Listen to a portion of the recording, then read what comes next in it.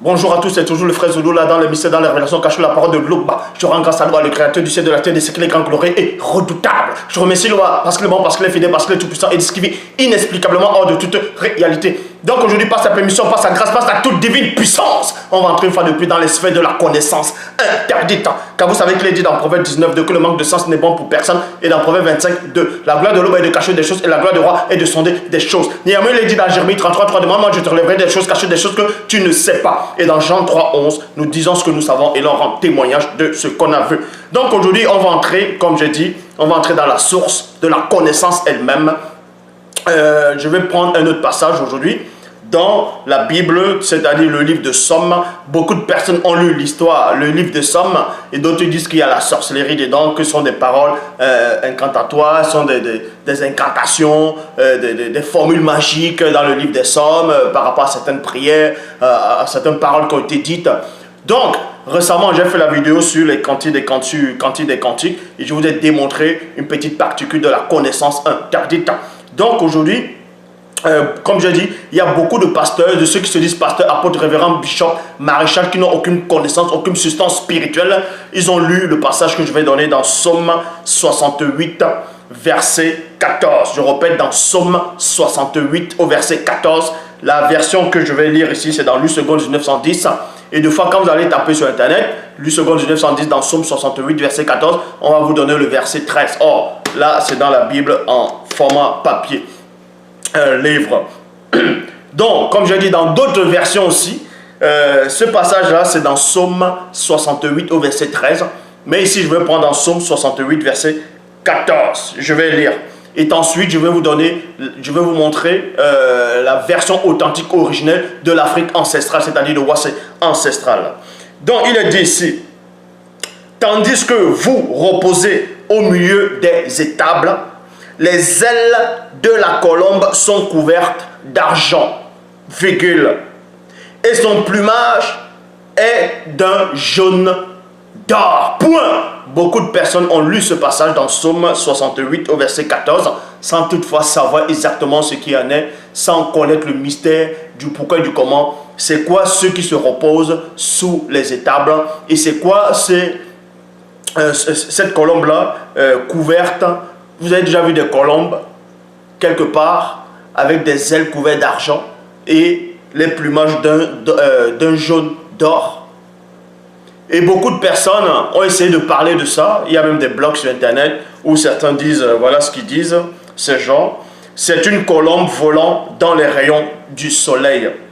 Ces rayons lui donnent des reflets d'or et d'argent. Et je dis, ça c'est faux. Ça, ce sont des gens qui n'ont aucune connaissance, aucune substance spirituelle.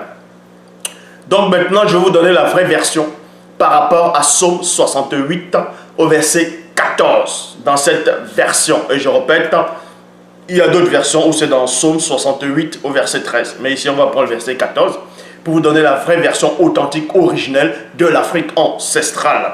Donc, Psaume 68, verset 14 dans la Bible, dans la version authentique originelle, il est dit, tandis que vous reposez au milieu des arbres sacrés, virgule, les ailes de feu incandescent des entités à tête de colombe sont couverts de pierres étincelantes, virgule, étincelant, virgule, et les corps luisent comme des pierres précieuses. Leur visage brille comme l'éclair. Les yeux sont semblables à des flammes ardentes. Leurs bras et les pieds comme l'éclat d'or pur. Là, voici la vraie version authentique, originelle. On va donc décortiquer ce que ça représente. Et je vais relire dans Psaume 68, verset 14 dans la Bible, dans la version plutôt authentique, originelle de l'Afrique ancestrale. Il est dit, tandis que vous reposez au milieu des arbres sacrés. Ici, là, il est question des arbres sacrés. Qui se repose au milieu des arbres sacrés? Si ce n'est des initiés. Ici, là, c'était une époque très reculée.